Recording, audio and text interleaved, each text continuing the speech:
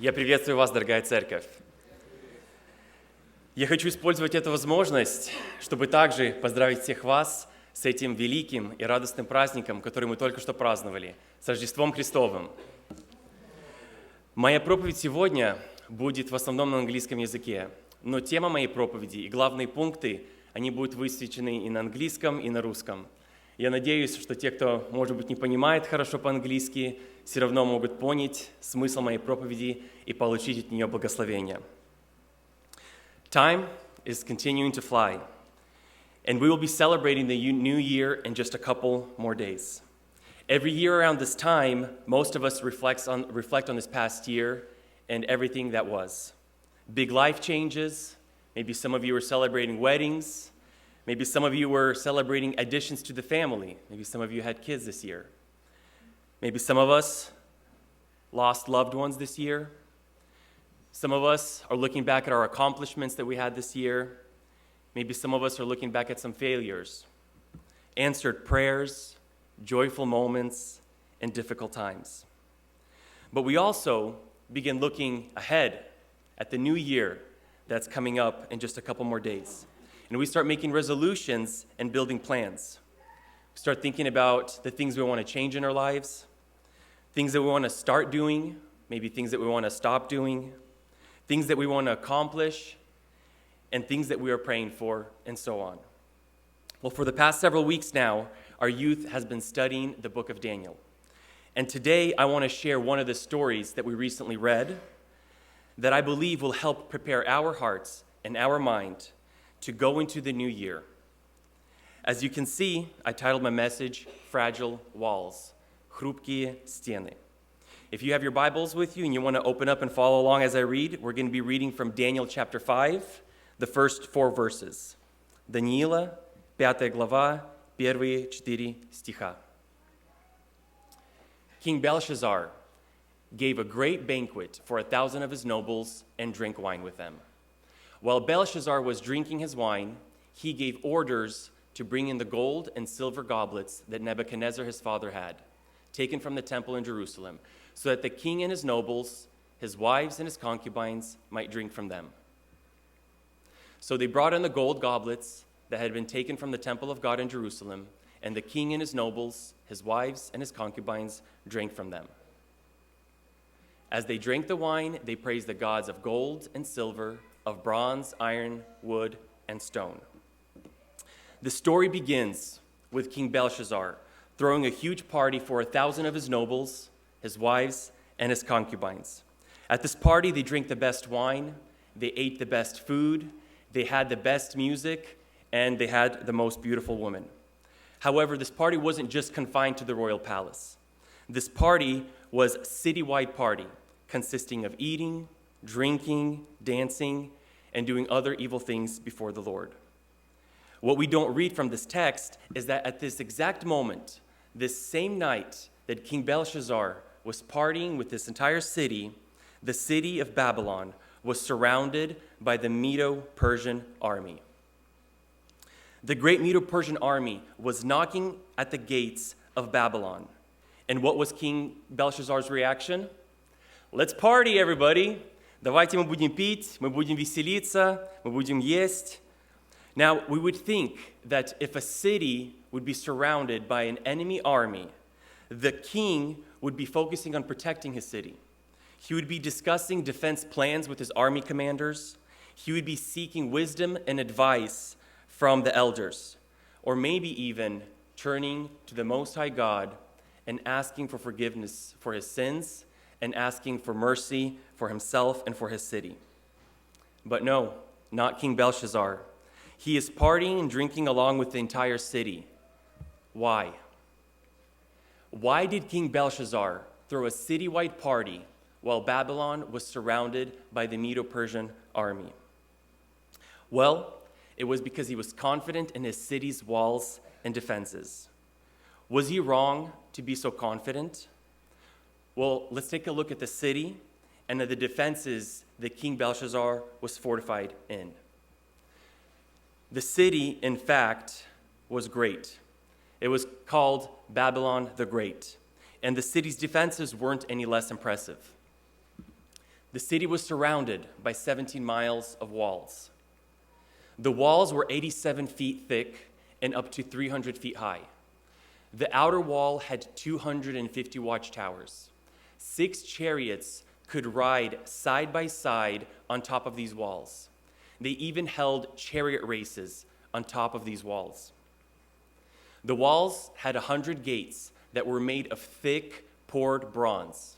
A large moat that was 30 feet wide surrounded the city. The city was divided into 2 parts by the Euphrates River. There was an elaborate system of inner walls and moats just inside of the outer walls.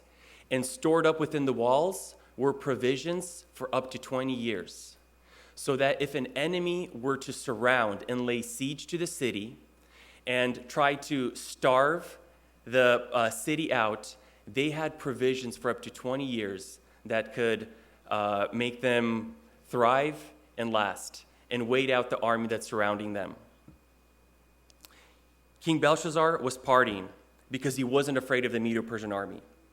I can even imagine King Belshazzar walking on top of these 30-story high outer walls, maybe even looking down over the edge at the enemy army that surrounded the city, and maybe even taunting them, "Hey, come and get me. You are getting into these walls." He thought that his city's walls and defenses were so strong that no army and no king on that planet would ever break through, until, with God's divine intervention, they did break through. It didn't take them weeks. It didn't take them even days. They were able to break through the city's defenses in just one night, and they were able to do that without putting up a fight. They didn't even have to scale the walls. It was God who handed the city over to them in a miraculous way. And if you want to hear exactly how they managed to do this, well, then you'll just have to come to the youth service tonight, where I will tell more about that. I want to share a quote that I recently read about this exact scenario. "There is not a wall that is high enough, nor thick enough, to prevent a nation from falling when God pronounces that nation's doom. The rise and fall of nations are in the hand of God, and when he has determined the end, no power on earth can prevent it." There's no wall that is high enough. There's no wall that is thick enough to stand against God. If it's in God's will, the highest walls and the thickest walls will come crumbling down. Nothing and no one can stand against God. So how can this story help prepare our hearts and our minds as we go into the new year? Well, I believe that just like King Belshazzar, oftentimes we ourselves begin relying on the walls of our life. Walls like our health, walls like our career, our finances, even our friends and loved ones. We start to forget about God when everything is going so well, and we begin relying on ourselves and on the walls of our lives. When we are feeling healthy and strong, when our career seems secure, when our bank accounts are full, when we are surrounded by so many friends and family, we think to ourselves, nothing can tear those walls down. Nothing can get through. Until something does. Until the diagnosis comes back from the doctor and we find out that we are sick.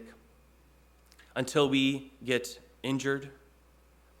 A few weeks ago, one of my good friends that we both competed in a triathlon event. We're starting to train for our next one, which is going to be in this upcoming new year. And he sent me a text about a young man, maybe a little bit older than me, in the prime of his life. He also is an athlete who's training for even a bigger triathlon than I was. He's in the top of his physical condition. He's strong. He's healthy. And one morning when he was swimming laps in the gym pool, he had a seizure and a stroke. Luckily, he was able to be brought out of the pool and rushed to the hospital. At this moment, I don't know what his condition is, but it just shows that when we think that we are healthy, when we think that we are strong, one simple little thing can go wrong, and we can find ourselves laying on the hospital bed. We might think that our career is so secure and nothing can get through that wall until we get laid off, until the company goes bankrupt, until we get fired. My wife and I, we both have government jobs. Jobs that I thought were so secure and there's no way that we could ever lose them. And then we all remember COVID. We remember those mandatory COVID vaccines. And at that moment, my wife and I were faced with a decision: get these mandatory COVID vaccines or lose your jobs. My wife and I prayed about it, that decision, and we did not have peace in our hearts about getting these vaccines. And so we made this tough decision that we will refuse these vaccines even if it means that both of us will lose a job and our family will be without an income. We prayed about it, and praise be to God that He delivered us through that difficult time. We were able to get our religious exemptions approved, and both of us to this day still have our government jobs, and our family still has an income.